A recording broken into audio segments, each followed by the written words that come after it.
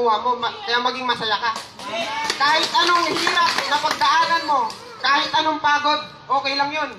Yung problema, hindi natin kalaban yan, kakampi natin yan. Walang nagsalita dito sa unahan na hindi nagutom nung nakaupo dyan. Tama, di ba? Tama! Sinong gutom? Di ba? Walang upline na nagkaresulta na hindi nahirapan, na hindi umiyak. Kaya sa bawat problema na yan, dapat maging masaya ka lang. Dapat gawin mo with, by heart. Kailangan willing ka. Ha?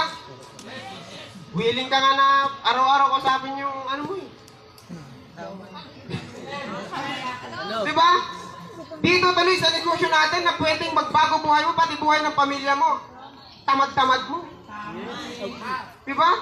Kailangan maging excited ka kasi based sa mga experience ko sa mga training, talagang pag palagi kang malungkot, palaging nakasumal, puro problema iniisip mo, malabo magbago yung buhay mo. Gusto niyong patunayan ko sa inyo kung bakit? Familiar kayo sa law of the universe. Alam niyo yung the law of gravity? Ano yun?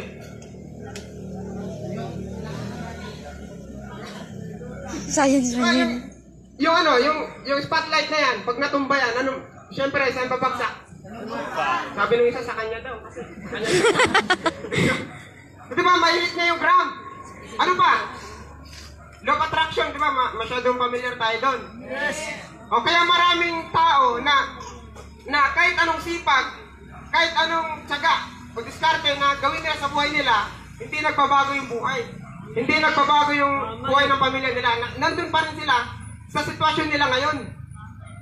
Bakit meron kasi silang nababiolate na ultimate law of the universe? Alam niyo kung ano? The law of oneness. The law of oneness. Gusto niyo i-clarify ko sa inyo? Yes! The law of oneness. Naniniwala ba kayo? Lahat kayo?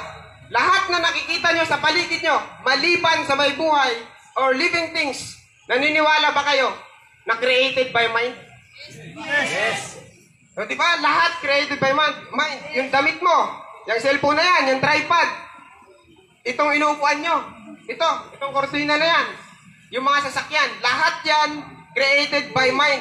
At lahat yan, merong component. May kanya-kanyang component yan, kahit yung glass, yung micro, lahat yan meron. Based on science. So ano yun? Ano yung mga component? Molecule. Familiar kayo? Atom. Ano pa? Newton. Ano pa? Ano yung pinakamaliit doon? Energy. O ngayon, papatunayan ko sa inyo, bakit pag ina-attract nyo negative, o pag palagi kayo nakasumalmal, ba't hindi kayo ba't hindi nagbabago buhay nyo dahil dito? Energy can be transferred, but cannot be destroyed. Yes! Ito tanong. Yung energy ba, positive, negative? Positive! May narinig ako, negative daw. Positive! Yes. So, ibig sabihin, pag nag-iisip ka pala ng negative, you are violating the most ultimate law of the universe. Kaya kapag negative yung iniisip mo, automatic, hindi magbabago buhay mo kahit gaano ka pakasipag. Kaya para magbago buhay mo, gawin mo ng masaya yung negosyo na to. Kasi sabi ko nga kanina, lahat ng pangarap mo, posible mong makuha dito dahil nandito ka sa Tao Elevate.